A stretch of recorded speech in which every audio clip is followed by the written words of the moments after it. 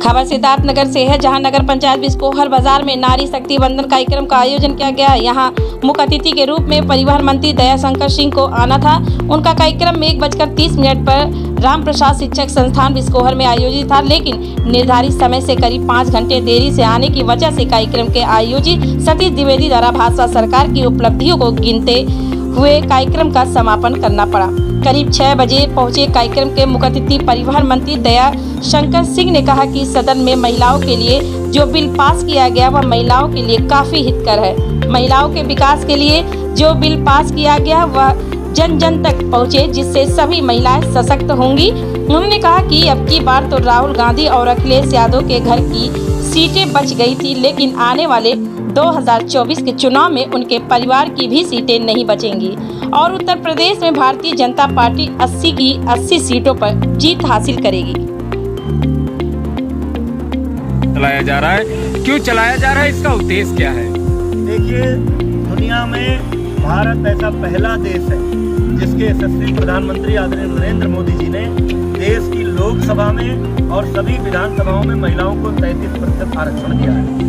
दुनिया की महिलाएं अपने अपने देशों में विधायिका में आरक्षण की मांग कर रही हैं, कहीं नहीं मिला, लेकिन ऐतिहासिक निर्णय लेते हुए आज़ादी के बाद की प्रतीक्षा, हमारी मातृशक्ति की प्रतीक्षा को पूरा करते हुए हमारे यशस्वी प्रधानमंत्री नरेंद्र मोदी जी ने देश की लोकसभा में और सभी प्रदेशों की विधानसभाओं में 33% महिला आरक्षण लागू किया है। अब महिलाएं अपने बारे में कानून बनाने में निर्णायक की भूमिका में होंगी। सांसद के रूप में, विधायक के रूप में उसी काम के लिए मोदी जी को आभार प्रकट करने के लिए, उस विधेयक के बारे में महिलाओं को अवगत कराने के लिए देश की सभी विधानसभाओं में भारतीय जनता पार्टी नारी शक्ति बंधन सम्मेलन कर रही है। उसी श्रृंखला में आज सिद्धार्थनगर के विधानसभा क्षेत्र इटवा में नारी शक्ति बंधन सम्मेलन का आयोजन था, जहां भारी संख्या में हजारों महिलाएं उमड़ी थी आज, और सवेरे 11 बजे से लेकर के अभी तक वो बड़ी संख्या में बैठी थी। मैं आज ऋणी हूँ, मेरे जीवन में मेरा रोम रोम इटवा विधानसभा क्षेत्र की महिलाओं का कर्जदार हो गया। जिस तरह का स्नेह, जिस तरह का समर्पण, जिस तरह का समर्थन भारतीय जनता पार्टी की क्षेत्र की महिलाओं ने आज दिया है, मैं उसके चरणों में हाथ जोड़कर सादर प्रणाम करता हूं। मंत्री जी, नारी शक्ति जो है बंधन सम्मेलन भारतीय जनता पार्टी युद्ध स्तर पर चला रही है, इसका उद्देश्य क्या है?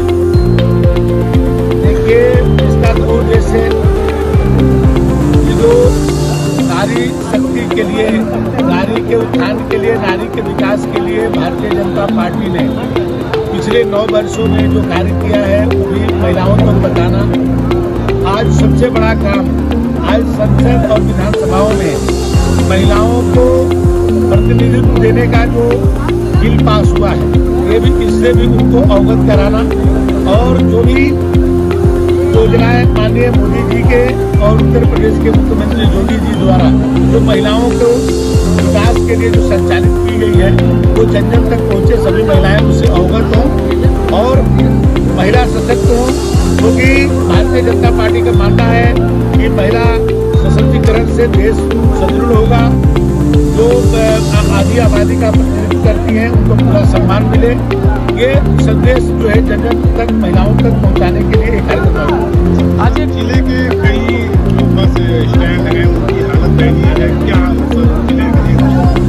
देखिए, ऐसे तो बहुत सारे हम लोग यहाँ जिले में पैसे अभी आवंटित किए हैं और नए भी कर रहे हैं। आज भी मैंने दोनों नगर पंचायत बिस्कोहर और इटावा के लिए माननीय मंत्री जी के पूर्व मंत्री सतीश द्विवेदी जी के कहने पर दोनों जगह हम जो है बस, यदि डिपो की आवश्यकता होगी तो डिपो, बस स्टैंड की आवश्यकता होगी तो बस स्टैंड, जो जमीन को उपलब्धता करा करके जितनी उपलब्ध हो जाएगी बहुत जल्द लखनऊ जाते ही इसकी एस्टीमेट हम मंगा लेंगे। और यहाँ से, क्योंकि यहाँ से बहुत सारे पैसेंजर देश के कई कोने में जाते हैं और बहुत बसें हम लोग यहाँ पर से चलाना चाहते हैं, जो प्राइवेट बसें यहाँ से ज़्यादा चलती हैं, तो हम परिवहन निगम की कोई ऐसा गांव नहीं बचेगा यहाँ से जहाँ से बसें न चले। इंडिया ग्रामीण सेवा भी प्रारंभ करने जा रहे हैं और उसमें जो गांव अभी तक वंचित होंगे उस गांव तक बस चलाने का काम करेंगे। इंडिया अलायंस और विपक्षी पार्टियां जो है लगातार भाजपा को घेरने का काम कर रही है, कह रहे इंडिया अलायंस और विपक्ष जो है इस बार जो है सत्ता से बाहर कर देगा भाजपा को, इसको लेकर क्या तैयारियां हैं? देखिए, मोदी जी ने जो काम किया है मोदी जी भारत के मान सम्मान को पूरी दुनिया में जिस तरह से ऊंचा किया है, तो अभी तक तो मोदी जी की लहर को लोगों ने देखा है। इस बार मोदी जी की सुनामी बहेगी। और उत्तर प्रदेश के बारे में मैं कह सकता हूं कि अखिलेश यादव जी और राहुल गांधी जी के परिवार की सीटें बच गई थी। इस बार वो भी सीटें नहीं बचने वाली है। 80 की 80 सीटें भारतीय जनता पार्टी जीतेगी।